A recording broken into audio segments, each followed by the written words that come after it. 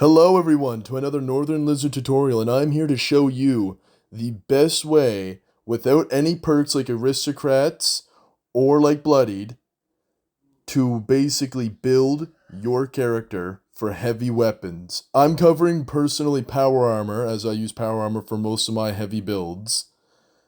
So if you do end up being that kind of person who doesn't use power armor for their builds, I would recommend to still use said weapons, just might have to realign your perks. Now, with all that being said, and hope you guys subscribe and like if you found this useful.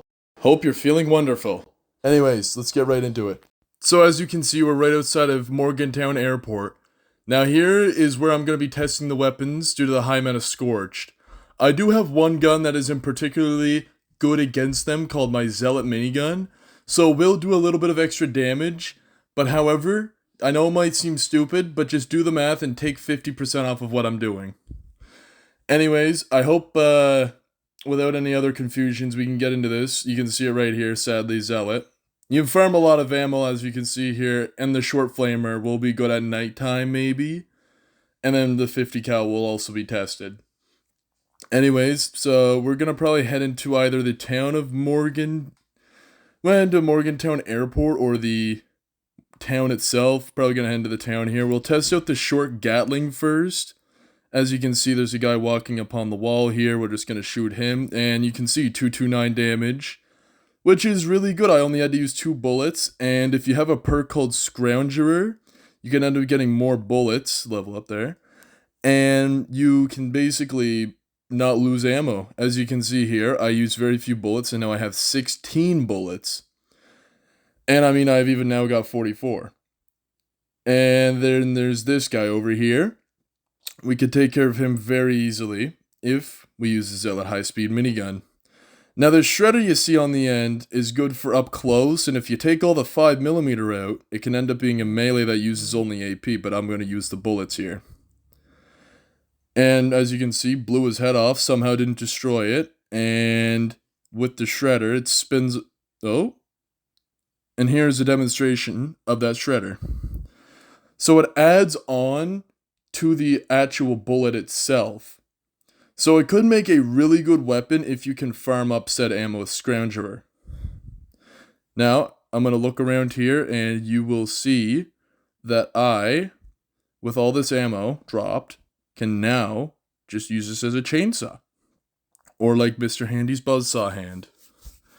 And you'll really see the power. In my bottom right, I'm using up AP. Now it doesn't use a lot because, 1, I have perks equipped for this, and 2, because, well, I'm holding it. And I just shot all the bullets out. Now you're seeing all the APs draining me. Now this is a very good way of doing it if you also want to farm up 5mm without actually having to use a single bullet. But for me personally, I just use the bullets because, well, it's 5mm, you can find it everywhere, you can get it off things very easily. And we're gonna take a bigger step up with a 50 cal machine gun here. This isn't one of my favorites due to the fact that you kind of lose more bullets than you do actually shoot.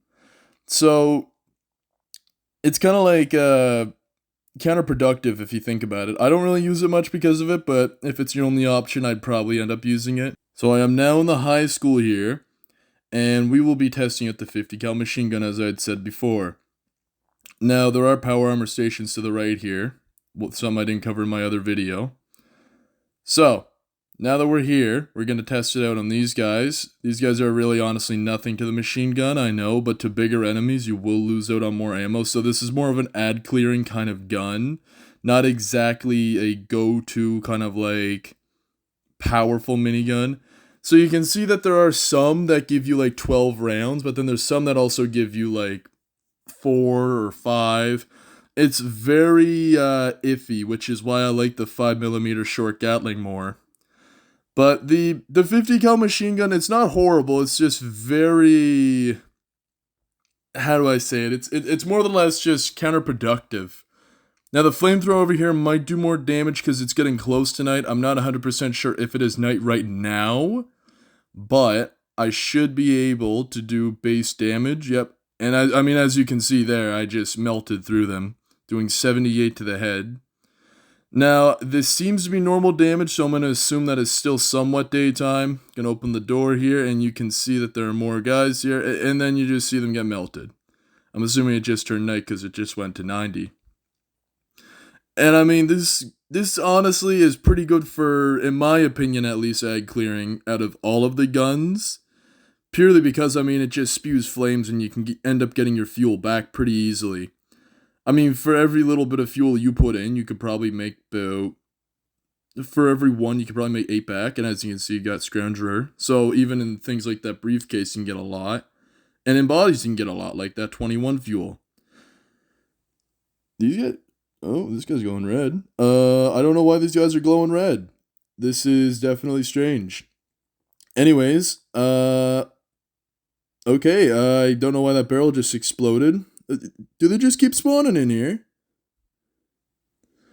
Okay, now, I should be able to show you guys, or you see, that there's a whole bunch of fuel, a lot of shotgun shells, and, I mean, it's a pretty good trade-off. I mean, I only use probably in a total of like 100 fuel here. I'm gonna use this laser gun. Gonna try and blow his head off. There we go. Now, I kind of have a tactical laser gun mod on my gun. So the reason that it's a tactical is because it kind of shoots a little bit slower, dealing more damage. I just kind of like to conserve my core like that. And the core is basically the same energy core that you would use for your said power armor. Now, mind you, if you don't aim correctly, you could end up draining your power cores. But there is, luckily, ways to counteract said drainage and losing your power cores. Oh my. You. Get over here. Okay. Got them out of the way. Back to it. So, with your power cores, there are machines, or you could just farm them, or if you're to have a perk where you could just heal, it's called electrical absorption. That perk and your legendary perks basically makes it so you recharge your health, your armor's durability, and your power core's basically energy back to full. So this right here is the Gatling Plasma. Now, with the Gatling Plasma, it's a little bit more inaccurate than the rest of the guns, however, higher DPS. The reason I like it is personally because of its higher DPS, mainly meant on bosses. I personally think, at least for the bosses, as you can see the Scorch guy here, he just got eviscerated. As you can see, he got turned into nothing, in a sense. Now that is the benefit of using the Gatling Plasma. Now I will show you some of the perks that can go on to said ag clear slash minigun slash heavy guns. On my minigun here, you can see that I have Zealot, 50% damage to Scorch. This one is decent for mainly the Scorch Beast Queen event. Now, it's not really a overall good perk because it's very limited to so many things. However, there are better ones out there. Now, one of these being the Mutants one. Now, the Mutant one, there is an event where you have to defend an objective from a mutant. And now, mutant killing is obviously going to be the top priority. This is number one go-to right here. I have other perks, obviously, but that doesn't really matter. These ones are just minor perks that kind of play a slight role in it. As you can see, I also have a drum mag on my said heavy sniper rifle minigun, whatever you may call this. Now, you can see that the Vampire's gun, this is a really good perk as it can heal you with hits. This is personally my overall goal for all of my heavy weapons, to have the Vampire perk on them. Another perk I'd like to mention is Bloodied. This, I have been told, can be good if you have your way set perfectly. But the thing is I'm not a glass cannon kind of person. So I still use it nonetheless because, well, it's a Gatling Plasma. And I mean, it's nice having that little bit of a damage buff, but not my kind of forte with this role. If it is with you, then it would definitely be a big change. Now, this station for recharging your fusion cores is right here. Fusion core recharger. You can find these in the shop, the atomic shop, obviously. You cannot buy these off people or anything. And you can see my fusion cores. You can swap them out constantly. You can do whatever you want with them, honestly. You can put a whole bunch of fusion cores. Now, in the shop, it will be located under camp. I'm about to show you here. And, you know, got the feature deals, all that, yada, yada, yada. Look at the sins. Oh, some nice skins going. Now, sorry about all that. Time to go into camp. So in the camp here, you will spot that there is, furniture, all this, just some random stuff. But what you're looking for is kind of a little blue station, like right here. Now, this would normally cost 700 Atom points. Now, I know that might be a bit expensive, but starting out, it's really not. I made the mistake of not getting this off the start. So I just wanted to tell you guys not to do the same thing I did. Just a reminder, get this at the start, because it is a life-saving just tool in general. Cannot buy off anyone, so you're kind of on your own for it. I'm just here to try and help you guys go in the right direction.